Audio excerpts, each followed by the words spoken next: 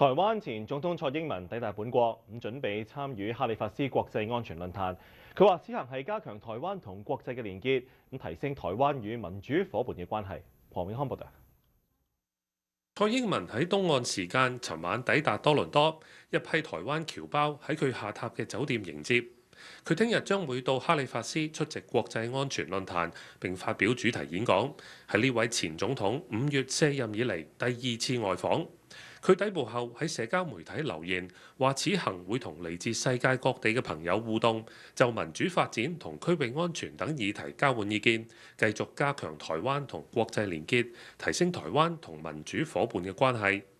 同一時間，《環球郵報》報導，本國8月起加入專門輔助台灣嘅全球合作暨訓練框架國際聯盟，被視為台北同渥太華加強關係嘅最新例子。